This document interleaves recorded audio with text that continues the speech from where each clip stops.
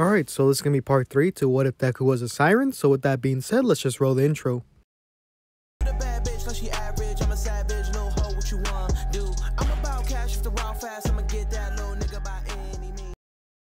Alright, so in the last part I did cut it short and I didn't go into the kind of heroes versus villains kind of test with the class of 1A and things like that. So we're going to go over that today. I'm not sure about how far we'll go into the USJ kind of arc, but yeah. So like I said before in the last couple of videos, remember to subscribe because, well, YouTube did that purge where they do at the end of the year and I lost around 50 subscribers. So it's not the biggest, but it is a decent size, a loss, I would say. Also, if you have any ideas for the 6th Siren power, then you could go and comment that down below, since there isn't too many comments about that. Also, if you do want to comment, or if you do want to show show your support for the channel, then you can go and comment CS at the end of your comments, not just on my video but on other What If videos. So that would include other creators. So if you can, whenever I see or watch those videos and I see your comment, I'll know that you are part of the fan base. So yeah, so with that being said, let's get into the actual video. So like I said before, the video would start, or What If would start around just after they would have picked the teams. So obviously it'd still be the same teams, that being Deku and Uraraka versus Ida and Bakugo. So they would start off just as normal, where it would be Bakugo and Ida in the building, and Uraraka and Deku outside looking at the plans of the building. So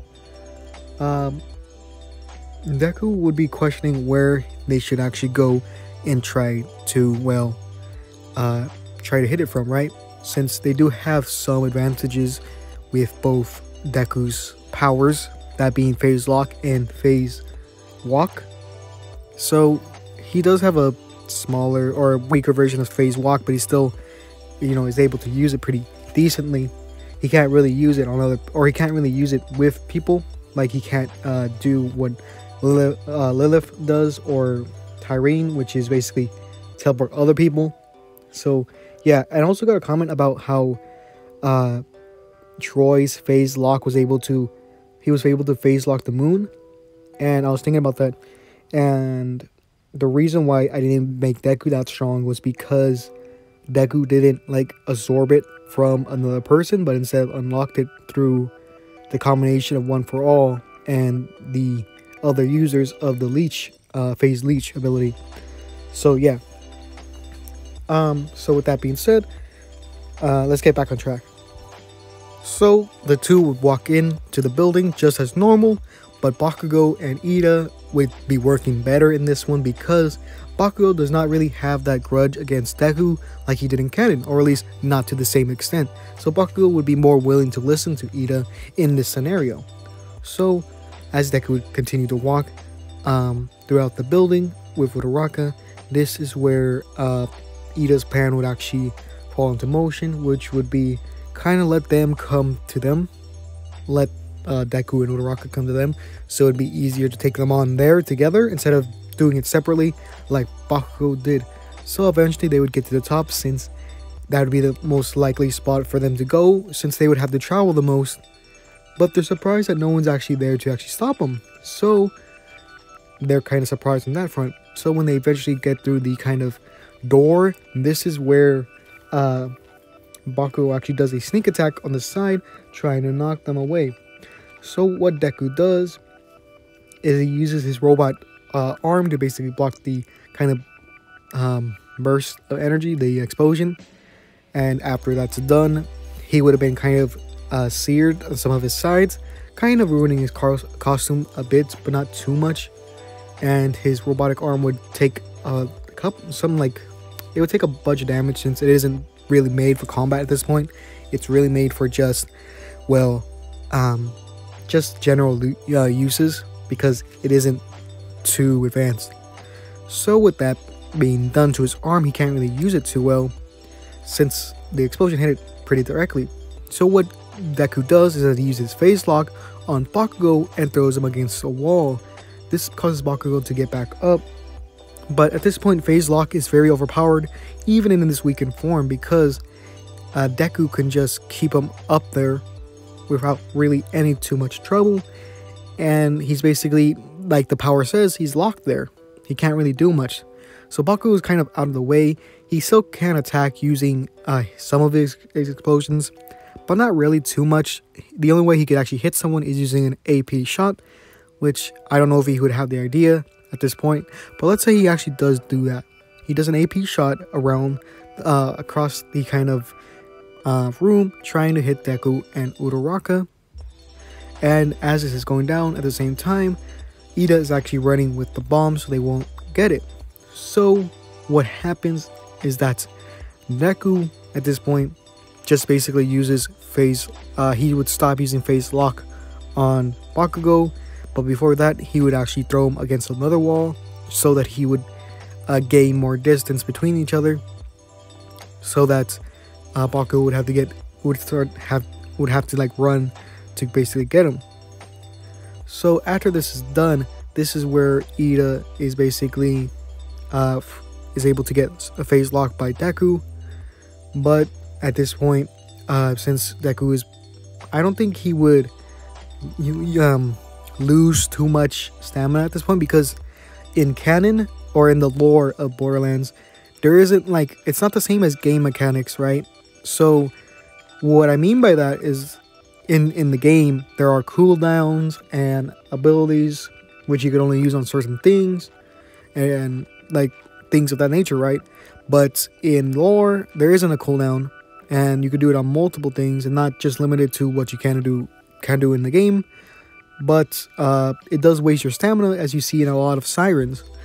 So Deku, because he has One for All, he doesn't really have that stamina loss, because from what I've seen in a lot of comments, One for All is basically an energy quirk, so he could just use that. Well, I guess it doesn't really make too much sense. I guess he wouldn't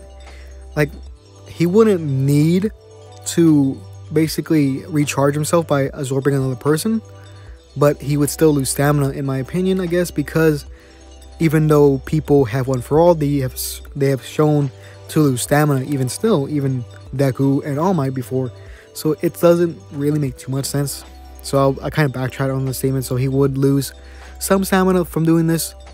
So his Phase Lock wouldn't last too long on Ida. So Ida would eventually just get out of it, and this is where he would kind of like trip, because the way that Phase Lock was holding him up, and the bomb would be lowered, and as this is going down, this is where Bakugo would try to go and hit Deku again with his explosion by running and basically bursting or exploding like almost near point blank. But this is where Deku would actually use a Phase Walk to get out of it, and this is where he would appear behind the bomb to go and almost touch it. This is where Ida actually takes it away from him, because he isn't Phase Lock anymore. So after this is done, he starts running, and Uraraka starts making a bunch of rocks basically float and starts throwing them, or I guess not yet. She would start basically throwing a bunch of them into the air, just how she did in the sports festival or similar to that. And as this is going down, Deku would use a smaller kind of Phase Lock, not as powerful as the one before, but actually Phase Locks Ida's kind of foot. This causes him to trip again, and this is where Uraraka would basically unleash the debris that was there, and this would cause the rocks to fall on Ida, and Deku would try to go for the bomb. This is where Bakugo would try again to use the AP shot towards Deku to actually get him away from the bomb. Deku would have to deal with this, so he would ask Uraraka to try to go for it. This is where Bakugo would change his sights towards Uraraka to kind of stop her from getting the bomb. So Deku would run towards Bakugo to try to stop him from there. So what Deku does is that he uses a Phase Walk again and basically walks up towards Bakugo, and what he does at this point is that he gets out of phase walk. This causes a small explosion, and this knocks back Bakugo a bit.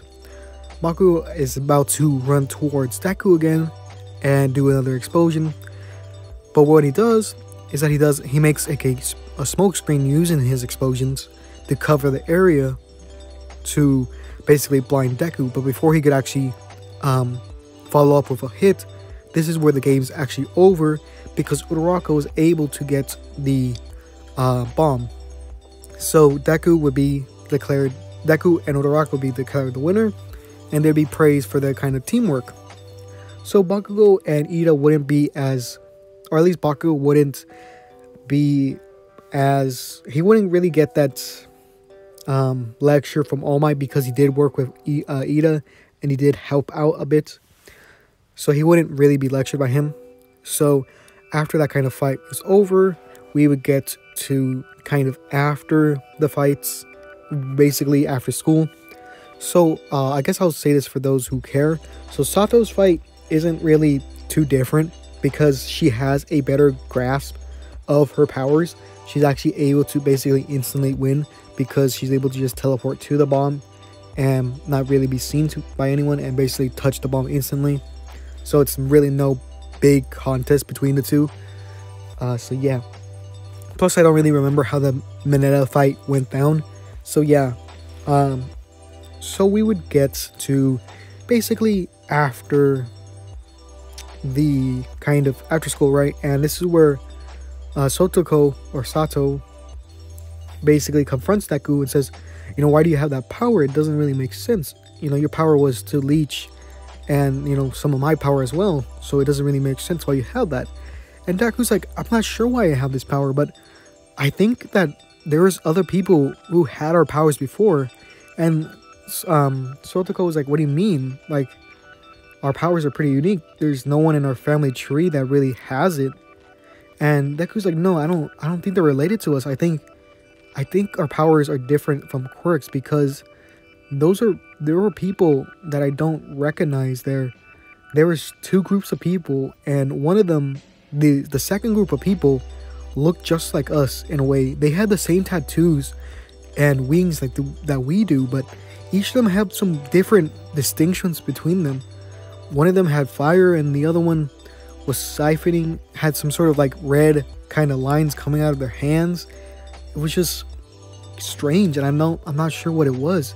So Satoko's like, well, maybe we should talk to All Might, since, you know, he had that quirk passed down to you. Maybe it has something to do with that. So they would talk to All Might about it, and he would talk about how there are multiple, or there were past users of One for All, and that there were, you know, talks of, or rumors of them still being within the quirk, but he never experienced them themselves. But then this is where Deku actually talks about the other set, and this is where All Might's actually intrigued by this. He's like, huh, I've never heard of anyone like this. There shouldn't be that many people. So let's say that there was 6 different sirens there. So yeah. So this is where Deku or All Might would be like, there shouldn't be that many people. There's only 8 One for All users, which includes me, right? Well, All Might would include himself. So that extra 6 doesn't make sense.